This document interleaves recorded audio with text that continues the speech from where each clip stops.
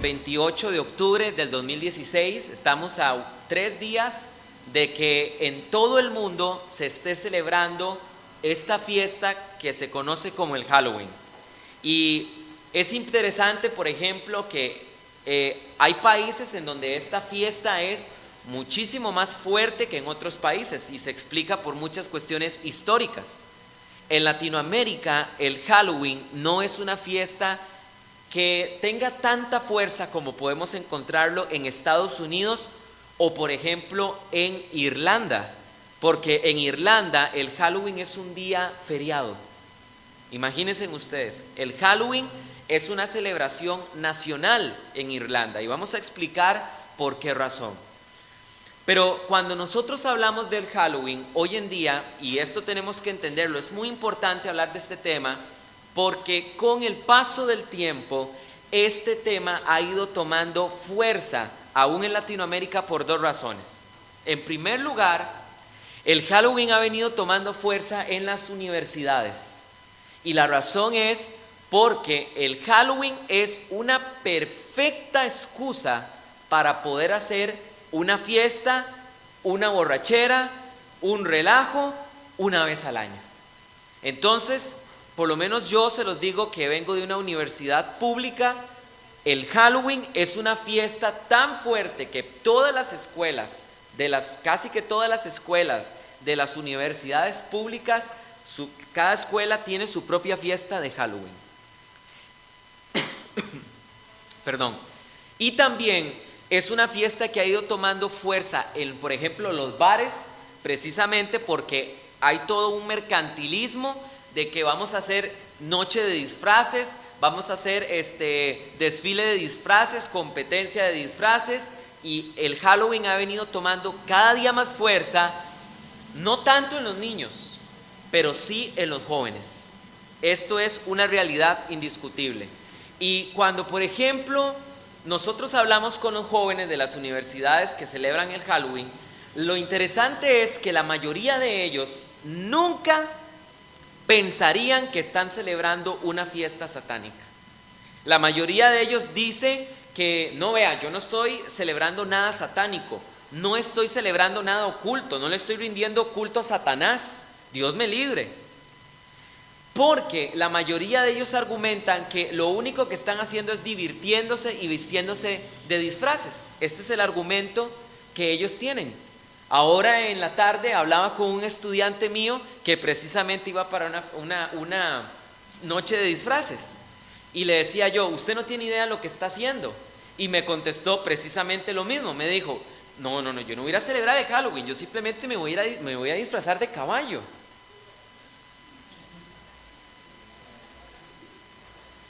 Así piensa la gente. Y este es el problema de la gente, que la gente cuando mira el Halloween lo ve como algo inocente o piensa que no está teniendo contacto con algo oculto. Pero quiero que por favor los que tienen Biblia vayan conmigo un momento a Proverbios capítulo 14, versículo 12. Proverbios capítulo 14, versículo 12. Escúchenme en esto, hay muchísimas personas que piensan que la fiesta del Halloween es una fiesta inocente, pero no lo es. Hay gente que piensa que celebrar el día del Halloween no le va a perjudicar nunca en su vida, no es cierto. Hay padres de familia que no ven nada de malo que su hijo se vista de vampirito, que su hijo se vista de lobo, que su hijo se vista de payaso, de ratón, de motorratón, no sé, de lo que sea, pero no piensan que estén haciendo algo malo. Pero la Biblia dice en Proverbios capítulo 14, versículo 12, dice, hay camino que al hombre le parece derecho. Pero vean lo que dice, pero su fin es camino ¿de qué? De muerte. Hay caminos que al hombre le parecen rectos, hay caminos que al hombre le parecen buenos, hay caminos que al hombre le parecen correctos, pero lo que no saben es que por más inocente que se vea o por más simple que se vea ese camino, el fin de ese camino es la misma muerte, y puede ser muerte física o en el peor de los casos, muerte espiritual. Cuando nosotros estamos hablando del Halloween, estamos hablando de una fiesta que está totalmente vinculada con el poder de los demonios, con la brujería, con el ocultismo y las artes mágicas. Y esto es algo tan real que en la palabra de Dios podemos encontrar ejemplos vivos. Y quiero que los que tienen Biblia, por favor, vayan conmigo a Hechos capítulo 8 y vamos a leer sobre un personaje impresionante de la Biblia que tal vez a lo mejor nunca has escuchado de él, pero este personaje se llama Simón el Mago. Así se llama este personaje, Simón el Mago. Dice la Biblia en Hechos capítulo 8, versículo 9. Vamos a leer del 9 al 13 la historia de Simón el Mago. Y dice: pero había un hombre llamado Simón, que antes ejercía la magia en aquella ciudad y había engañado a la gente de Samaria haciéndose pasar por algún grande. A este oían atentamente todos, desde el más pequeño hasta el más grande, diciendo: este es el gran poder de Dios. Y le estaban atentos, porque con sus artes mágicas le habían engañado mucho tiempo. Pero cuando creyeron a Felipe, que anunciaba el evangelio del reino de Dios y del nombre de Jesucristo, se bautizaban hombres y mujeres, y también creyó Simón mismo. Y habiéndose bautizado, estaba siempre con Felipe, y viendo las señales y grandes milagros que se hacían, estaba atónito. Cuando los apóstoles que estaban en Jerusalén oyeron que Samaria había recibido la palabra de Dios, enviaron allá a Pedro y a Juan, los cuales, habiendo venido, oraron por ellos para que recibiesen el Espíritu Santo, porque aún no había descendido sobre ninguno de ellos, sino que solamente habían sido bautizados en el nombre de Jesús. Entonces les imponían las manos y recibían el Espíritu Santo. Y cuando vio Simón que por la imposición de las manos de los apóstoles se les daba el Espíritu Santo, les ofreció dinero, diciendo: dadme también a mí de este poder, para que a cualquiera que yo impusiere las manos reciba el Espíritu Santo. Entonces Pedro le dijo: tu dinero perezca contigo, porque has pensado que el don de Dios se obtiene con dinero. No tienes tu parte ni suerte en este asunto, porque tu corazón no es recto delante de Dios. Arrepiéntete pues de tu maldad y ruega a Dios, si quizás te sea perdonado el pensamiento de tu corazón, porque en hiel de amargura y en prisión de maldad veo que estás. Qué historia más impresionante. Dice la palabra de Dios que en Samaria esta persona se hacía llamar por la gente el gran poder de Dios, y a través de magia y a través de artes mágicas había logrado con señales engañar a las personas. ¿Saben qué nos está enseñando la palabra de Dios? Esto, que todo lo que se hace en la brujería es real, que muchas de las cosas que se hacen en el ocultismo es real. Cuando nosotros fundamos esta iglesia, Río de Dios, hace 4 años, casi ya 4 años, en enero vamos a cumplir 4 años, si Dios lo permite, nunca se me va a olvidar el primer joven que ganamos para Cristo. Este joven, que lastimosamente ya no está con nosotros, este joven, me acuerdo que en una ocasión llegó y me buscó, y me buscó porque tenía un familiar que me decía que practicaba la brujería, y me dijo: ¿sabe qué es lo que me da más miedo? Que la gente viene y busca a esa persona que es mi familiar y le pide que le haga cosas, y la gente vuelve otra vez a buscarlo, porque la gente se da cuenta que lo que esa persona hace realmente es real. Y venía gente para pedirle que le amarrara el amor de su vida, y ahí andaba, ¿verdad? El pobrecito, ¿verdad? Detrás de la muchacha, ¿verdad? O el muchacho, ¿verdad? Inexplicablemente. Y la gente decía: mira, esto no es mentira, esto es real. O venía y le echaban un mal de ojo a la persona que odiaba, y de verdad, definitivamente por allá caía enfermo la persona a la que le habían hecho la brujería. Entonces las personas se daban cuenta que esta persona lo que estaba haciendo tenía poder. Y vean, él me decía que eran citas de citas las que esta persona que practicaba la brujería tenía, porque todo el mundo lo quería consultar. Ahora, la palabra de Dios dice que a este Simón el Mago se le llamaba el gran poder de Dios, y es interesante que Simón el Mago es la única vez que se llega a mencionar en la Biblia. En esta ocasión, solo en el libro de Hechos, a Simón el Mago se le menciona. Y ¿saben qué es lo interesante? Que fuera de ahí, por más que busquemos, no vamos a encontrar nada más de este personaje.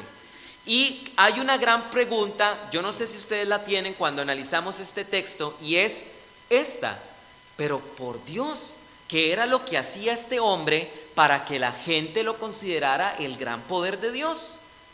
Y lo interesante es que cuando leemos al historiador del siglo III, Eusebio de Cesarea, que es el padre de la historia del cristianismo, Eusebio de Cesarea, todo buen cristiano tiene que tener debajo de su hombro la Biblia.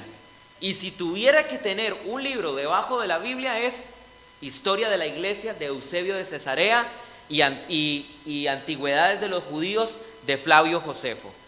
Porque Flavio Josefo es el que nos habla de toda la historia de lo que ocurrió en el Antiguo Testamento, y Eusebio de Cesarea es el que nos cuenta todo lo que ocurrió en el tiempo de los apóstoles y aún después del tiempo de los apóstoles. Y este personaje, Simón el Mago, era tan reluciente que el mismo Eusebio de Cesarea lo menciona en sus escritos. ¿Y saben ustedes qué dice Eusebio de Cesarea acerca de Simón el Mago? Dice dos cosas. En primero, confirma lo que la Biblia dice. Dice que Simón era famoso en Samaria, pero no solo era famoso en Samaria. También Eusebio dice que Simón el Mago era famoso en todo el imperio romano, a tal punto que en Samaria se le había levantado una estatua en Samaria de él, y decía una inscripción en latín que Simón era un Dios santo. Imagínense ustedes. Pero ¿qué era lo que hacía? Eusebio dice que ante los ojos de todas las personas, este Simón el Mago tenía la capacidad de levantarse volando hasta 4 o 5 metros frente a todas las personas. Y tiene lógica. Con razón, cuando la gente lo veía volando, la gente decía: este es el gran poder de Dios. Y que le dé gracias a Dios este Simón el Mago, que nunca conoció al apóstol Pablo, porque Pablo se lo hubiera apiado de alguna manera.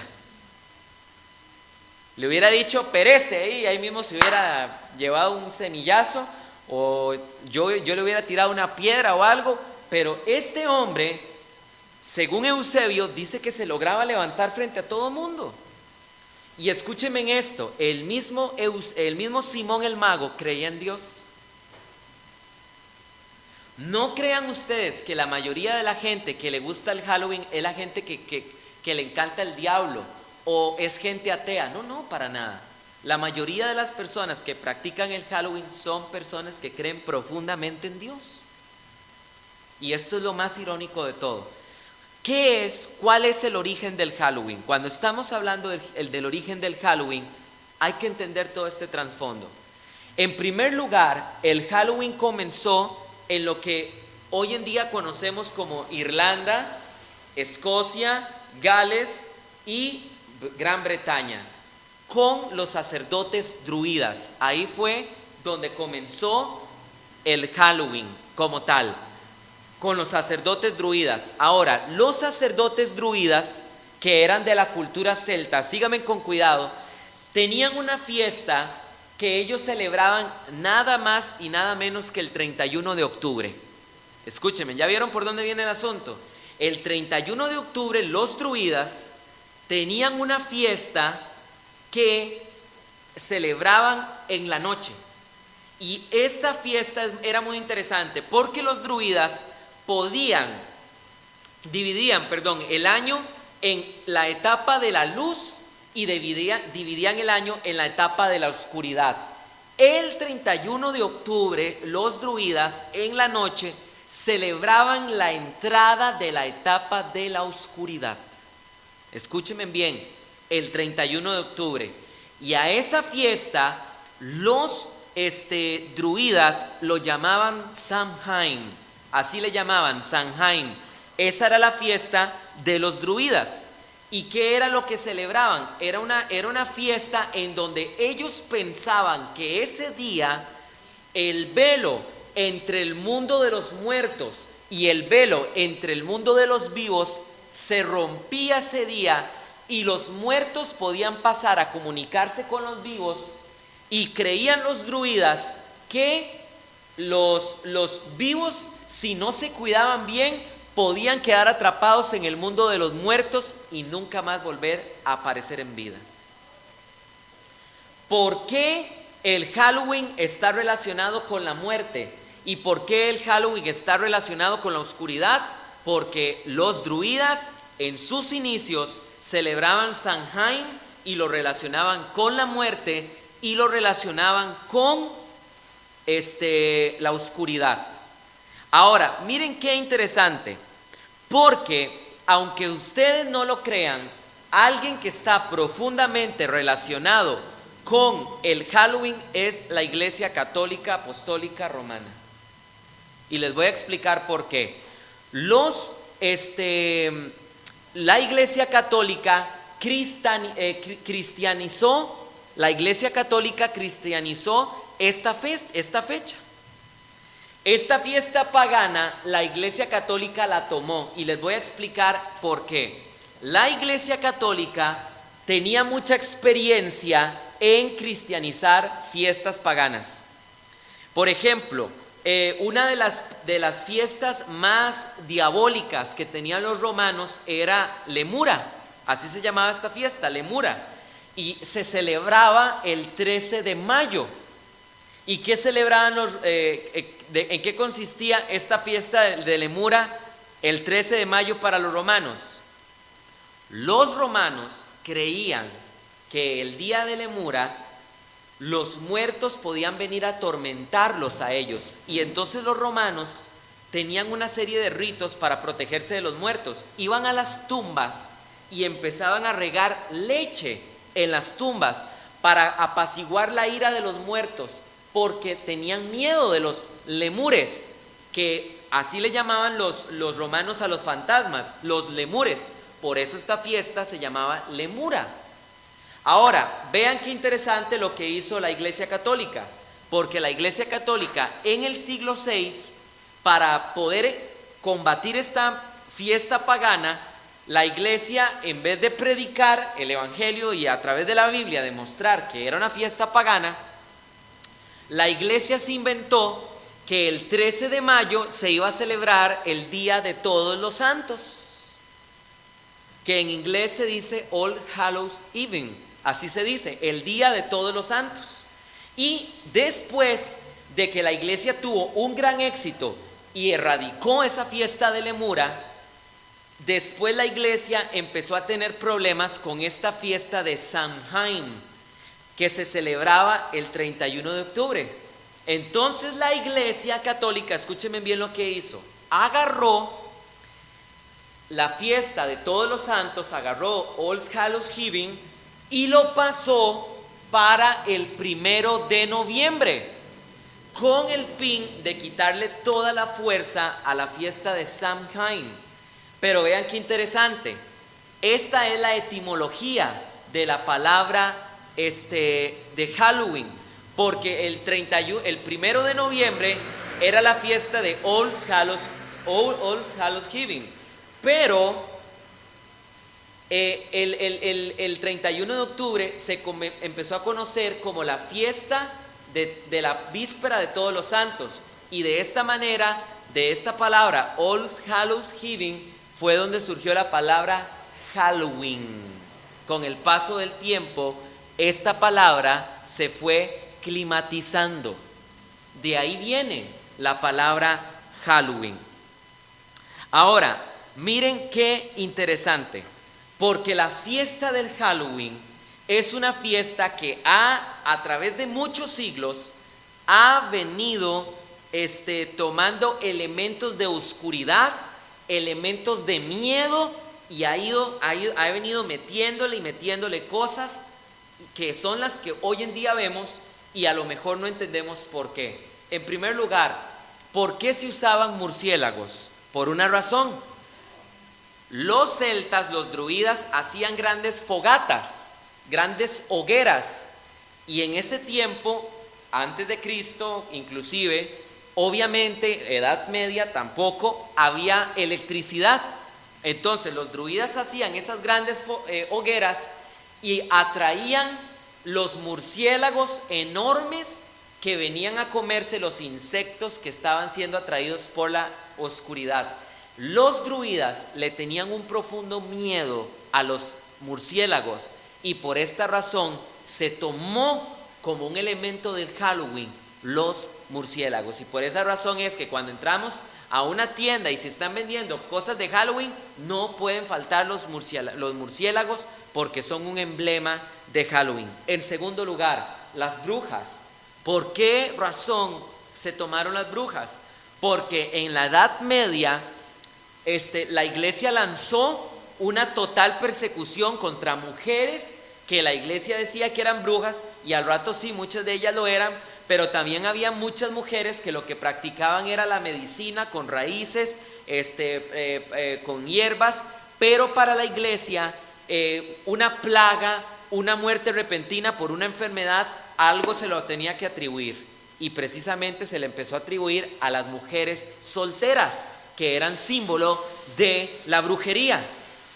¿Y por qué razón la escoba, el sombrero puntiagudo y el gato negro y la olla de estofado? Porque todos estos elementos eran los que manejaban una mujer soltera de ese tiempo. La mujer iba con un sombrero puntiagudo al campo a recoger productos del campo. La mujer hacía un estofado a las llamas del fuego en esos grandes hoyones. La mujer barría con esas escobas de plantas, de hierba, y la mujer siempre estaba acompañada de gatos. ¿Por qué? Porque los gatos venían a comerse lo que estaba cerca de la olla. Así que de esta manera entraron las brujas en todo esto del Halloween. En segundo lugar, ¿quién de ustedes no ha visto la famosa calabaza de Jack? Creo que ahora me pareció ver que en el automercado estaban vendiendo esas calabazotas gigantes. Y tal vez ustedes se pueden preguntar por qué razón en Halloween se usan calabazas. Y les voy a explicar la historia. En Irlanda y en lo que es el Reino Unido, había una historia de un hombre llamado Jack Orlander. Jack Orlander. Y esta persona, según la leyenda, había sido enviada al infierno por ser el peor pecador que ustedes se puedan imaginar. Judas Iscariote, Nerón, Caín, nadie se le podía comparar a Jack Orlander. Y de hecho, esta persona era pero tan mala, Jack Orlander, que cuando llegó al infierno, según la leyenda, el mismo Satanás lo echó del infierno. Imagínense ustedes, lo echaron del infierno, ¿verdad? Entonces dice la leyenda que cuando el diablo echó a Jack del infierno, porque ni en el infierno se lo aguantaban, lo curioso fue que el diablo, según la leyenda, sintió lástima de este hombre. Entonces el diablo tomó una brasa, se la dio a Jack Orlander para que con esa brasa se iluminara y pudiera vagar eternamente por el mundo. Entonces, según la leyenda, Jack tomó un nabo, le hizo una tapa, le hizo un hueco al nabo, metió la brasa y eso le funcionaba de lámpara. Lo que pasa es que cuando los irlandeses viajaron a Estados Unidos, emigraron a Estados Unidos, ya no había nabos. Entonces lo que se encontraron fueron calabazas. Y por esta razón es que la calabaza se utiliza en Halloween. Lo que las personas no saben es que cuando están poniendo una calabaza en sus casas, están relacionando su casa, están invitando a demonios a que entren a su casa, porque la calabaza de Jack está relacionada con los espíritus del infierno. Ustedes sabían que los demonios no pueden leer nuestro corazón ni nuestra mente. Entonces, una manera muy sutil con la que el enemigo ha hecho que las personas les den un derecho legal a los demonios para entrar y atormentar, una de esas razones es la calabacita de Jack O'Lantern. Y los demonios la ven y ven en esa calabaza un derecho legal para entrar y atormentar. Por ejemplo, otras cosas que se integraron en el Halloween es el famoso el coco. No sé si alguna vez ustedes, es una ingratitud esa canción, pero les cantaron, a mí gracias a Dios nunca me cantaron eso, pero las mamás antes cantaban: duérmete niño, duérmete ya, que viene el coco y te comerá. Imagínense ustedes, por Dios. El coco, ¿verdad? Si hasta el pobre Eugenio Derbez lo entrevistó una vez en una de esas tonteras que él hace, y era así un hombre con pelos de coco, era una tontera. Pero el coco, ¿de dónde surgió? El coco surgió de una historia de las fogatas que se celebraban en la noche de Halloween. ¿Y qué era el coco? El coco no tiene forma. El coco es, según la leyenda, un monstruo amorfo que se inventó en la noche del Halloween. Y ahí encontramos un elemento que también entró en el Halloween. Y lo peor que podían hacer las mamás o los papás era: a ver, haga caso, o en la noche viene el coco, ¿verdad? Es lo peor que le puede hacer a un niño, ¿verdad? Esta historia que realmente surgió del Halloween. Ahora, vean ustedes todo este montón de elementos oscuros, todo este montón de elementos siniestros, de temor. ¿Cómo es posible que alguien diga que esta fiesta es inocente? Cuando todos estos elementos se han levantado de la oscuridad. Ahora, ¿saben que el Halloween es tan serio que uno de los satanistas, que ya murió, más importantes de la historia, Anton LaVey, dijo lo siguiente: la noche del Halloween es el único día en que Satanás me escucha y le pedimos ayuda.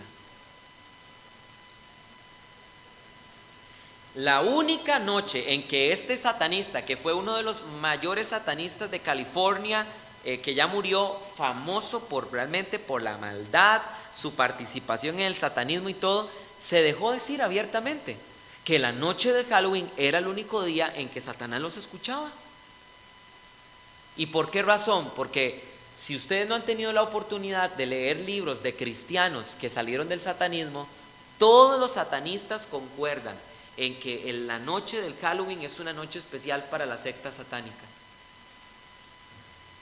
Al punto, según lo que cuentan los grandes satanistas que han salido del satanismo y hoy en día son cristianos, cuentan que estas sectas, no sé de qué manera, pero se ponen de acuerdo,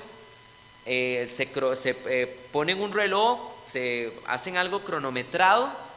Y muchas de estas, las sectas más importantes y más fuertes del satanismo, que sacrifican seres humanos el 31 de octubre, ofrecen sacrificios con tiempo. A esta hora usted hace un sacrificio, a esta hora hace el otro, a esta hora el otro. Y muchas de estas sectas, de estas personas que salieron de estas sectas testifican que el mismo Satanás se presentaba en estos lugares. Es una fiesta totalmente demoníaca. Y mientras las personas creen que qué lindo el dulce truco, ¿verdad? Y que vamos a ir de fantasmitas y todo esto, esto es lo que el enemigo quiere que nosotros pensamos, que es una historia, es una fiesta inocente, y no lo es. Ahora, vean ustedes cómo el enemigo ha trabajado por eclipsar esta este engaño, este engaño. Hollywood, Disney, Nickelodeon, Cartoon Network han sido canales que se han encargado de eclipsar esto. Y vean ustedes que todas las fábulas que hoy en día se le están poniendo a los niños están relacionados con elementos del Halloween. Por ejemplo, la película El cadáver de la novia. Si ustedes ven esa película, es una película donde todos los elementos de esa película dan tristeza. Es una mujer muerta, es una zombie. ¿Y qué le estamos enseñando a los niños? Eso, a través de lo que están viendo. Les permitimos ver estas películas, les compramos juguetes de estas cosas, les compramos álbumes de estas cosas. Esto está mal. Esto los está preparando a ellos para que el día de mañana no les dé miedo lo oculto. Y hay cada montón de cosas que Hollywood ha creado. La segunda, por ejemplo, película, no sé bien cómo se pronuncia, creo que se llama Frankenweenie, algo así. Es un perro monstruo. En una ocasión hablé con un muchacho que se tomó un té de reina de la noche. Ustedes saben que el té de la reina de la noche es alucinógeno. Una persona se toma un té de reina de la noche y puede quedar, ¿cómo se llama esto? Autista de por vida, o hasta loco de por vida. Hay muchas personas que están en Pavas y no han salido nunca de Pavas porque se tomaron un té de reina de la noche. Y yo tuve en una ocasión la oportunidad de hablar con un muchacho que se tomó un té de reina de la noche, y lo que más me llamó la atención fue que me dijo que en las alucinaciones que tuvo se le aparecían perros monstruos. ¿De dónde vienen estos elementos de Hollywood? ¿De dónde vienen estos elementos de Disney? Otra película espantosa y que es para niños, Coraline. Es una película horrible, donde de repente hay partes donde ya los personajes no tienen ojos y les ponen botones, y es una película espantosa y es para niños aparentemente. Entonces por eso es que a los niños cada vez empiezan a perder temor por lo oculto. Escúchenme, empiezan a perder temor por lo oculto, o comienzan a sentir temor dentro de su corazón. ¿Y de dónde viene este temor? De lo que están viendo. Una de las peores fábulas que un niño puede ver es la fábula Coraje. Una fábula totalmente diabólica. Y les iba a contar, bueno, esta fábula realmente es espantosa, ¿verdad? Una mujer alemana, ¿verdad? Que tiene el perrito rosado y que creen que el perro es un cobarde, pero es que el perro no es cobarde, es que el perro realmente se le aparecen cosas feas. Y vean las expresiones, lo pueden ver en la presentación, ¿verdad? El susto que él tiene. Esto transmite temor a los niños. Y les iba a contar una experiencia que tuve con esta fábula, pero no lo voy a hacer porque hay niños aquí. No quisiera ministrarles temor. Otra fábula, película famosa, Hotel Transilvania. Los monstruos también tienen derecho a vacaciones. Ah, no, pues, garantías sociales ahora tienen, ¿verdad? No, y esto no es nada. Hotel Transilvania 2. Pueden verlo en la presentación. ¿Qué quiere decir esto? Que la película tuvo aceptación en el cine, fue un pegue. Y ahorita vamos a ver Hotel Transilvania 3, porque esto se puso de moda. Esto se puso de moda. Miren otra cosa, vean por ejemplo cómo atacan a los niños, fiestas del Halloween. Vean, ahí ustedes pueden ver en la presentación, ahí dice mascaritas, ¿verdad? Fiesta de disfraces. Ven a la chiquita vestida de brujita, al chiquito vestido de Draculita, ¿verdad? Y que va a haber yo no sé qué, que van a haber confites, que van a haber Pokémones, no sé qué, y un montón de cosas, ¿verdad? Y parece inocente. Pero ¿sabes una cosa? Les permitimos a los niños que vayan a este tipo de fiestas. Después, ¿qué sigue? que vayan a esas fiestas de Halloween adolescentes. Y ya estas fiestas no son de fantasmitas tan simples. En estas fiestas se consumen drogas, se consume alcohol. Vean ustedes en la presentación estos jóvenes, ni se pueden sostener, totalmente borrachos. Y este es un problema que tiene ahora Halloween. Ahora la fiesta del Halloween no es una fiesta solo de terror, es una fiesta sensual. Las mujeres llegan vestidas de diablita, las mujeres llegan vestidas de conejita, las mujeres llegan vestidas de enfermerita, ¿verdad? Y donde están vestidas esas mujeres y llegan esas mujeres, adivine qué abundan, los hombres. ¿Verdad? Y es interesante porque el enemigo ministra a los hombres con el temor. Entonces ellos llegan vestidos de zombies, ¿verdad? Y de ahí, ¿verdad? De monstruos y de lobos, pero las mujeres llegan de esa manera. Así que se ha convertido en una fiesta totalmente sensual. Escúchenme bien esto. La mayoría de las personas nunca estarían dispuestas a jugar la ouija porque les da miedo. Pero si hay un día en que crece notablemente las probabilidades de que una persona celebre la ouija, es en un día de Halloween, en una de estas fiestas, por el ambiente de la oscuridad, de lo prohibido, de la travesura. Vamos a jugar un día a ver qué pasa. Y la presión les gana a los jóvenes y juegan. Y cuando juegan, adivinen qué pasa, las fichas se mueven. ¿Y qué es esto? ¿Esto qué provoca? Una impresión profunda en los jóvenes de que ¡ah! Se mueven las fichas. Por supuesto que se mueven, menso. Y lo que no saben es que mientras ahí usted piensa que las fichas se están moviendo por acción del viento o de lo que usted quiera atribuirlo, espiritualmente ahí están los demonios moviendo las fichas muertos de risa. Y es precisamente este contacto con lo sobrenatural y con lo oculto, cuando se hace tan evidente que es real, es lo que hace que muchos jóvenes quieran saber más de esto. Hay jóvenes que dicen, yo no sabía que esto era real, quiero saber más. Y lo atrapó el enemigo y lo metió en ocultismo. Pero ¿cómo comenzó todo? Porque desde niño venía preparándose para poder llegar a ese punto final. Y nosotros, los padres, los cristianos, nosotros los hijos de Dios, tenemos que tener un profundo cuidado con lo que los niños ven, amados santos de Dios. Tenemos que tener mucho cuidado con las películas que nos dejamos ver, con las películas que nosotros vemos. ¿Cómo es posible que haya cristianos que les guste ver películas de miedo? Esto no tiene sentido, esto no es de Dios. Que el rito, que ahora está en el cine la ouija, que vamos a ver El Conjuro, El exorcismo de Emily Rose. ¿Cómo es posible que haya cristianos que les guste ver este tipo de películas? Estas películas son oscuras. ¿Y qué dice la palabra de Dios? Dios es ¿qué?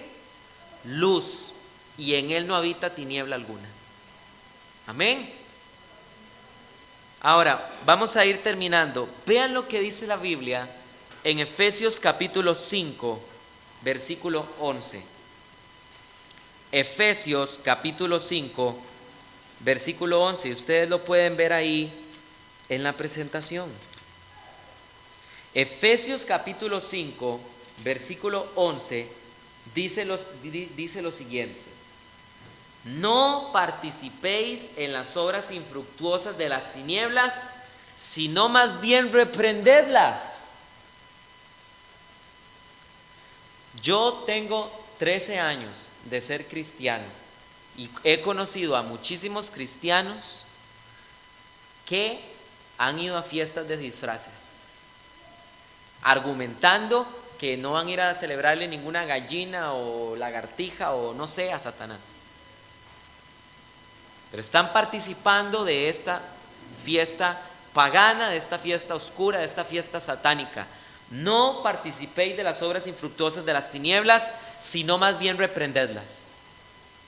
Y doy gracias porque Diego va a estar editando esta prédica precisamente mañana, y mañana mismo la vamos a soltar por el Facebook y el YouTube, y les pido que ojalá ustedes puedan compartirla para que muchísimas personas la puedan ver. y reprendamos esta fiesta que no tiene nada de inocente. Vean lo que dice Deuteronomio capítulo 18, versículo 18. Deuteronomio 18, versículo 10. Está en la presentación también. Deuteronomio 18, versículo del 10 al 8 dice: no sea hallado en ti quien haga pasar a su hijo o a su hija por el fuego, ni quien practique la adivinación, ni agorero, ni sortilego, ni hechicero, ni encantador, ni adivino, ni mago, ni quien consulte con los muertos. En muchas fiestas del Halloween se juega la ouija porque la gente quiere consultar con los muertos.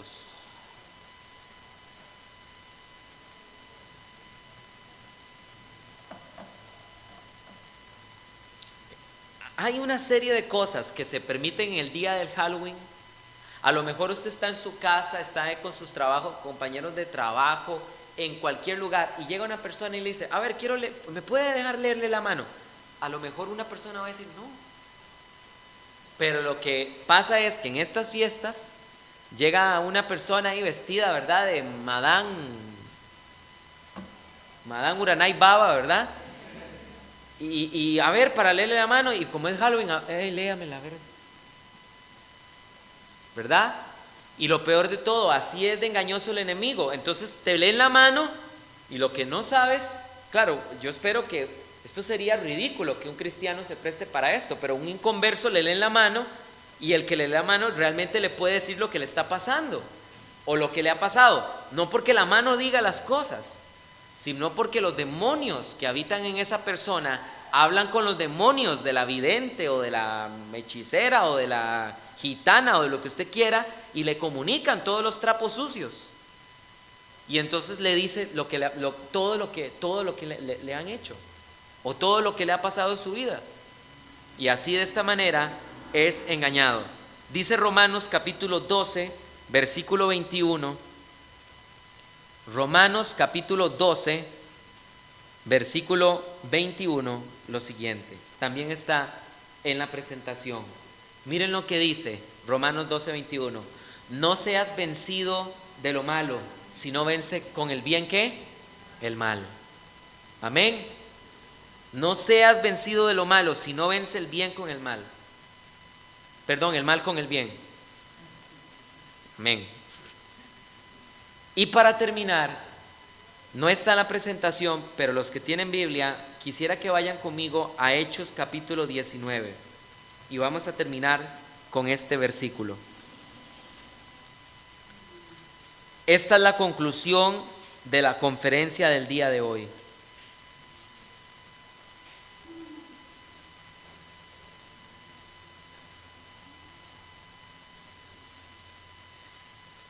Miren qué aprendizaje más grande tenemos de esta historia. Dice Hechos 19:11, dice: y hacía Dios milagros extraordinarios por la mano de Pablo, de tal manera que aún se llevaban a los enfermos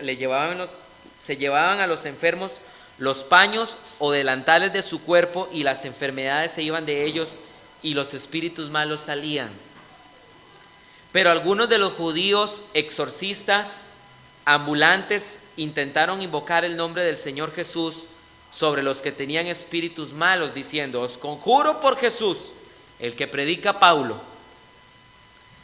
Había 7 hijos de un tal Esceva, judío jefe de los sacerdotes, que hacían esto. Pero respondiendo el espíritu malo, o sea, les respondió el demonio y les dijo: a Jesús conozco y sé quién es Pablo, pero vosotros ¿quiénes sois? Y el hombre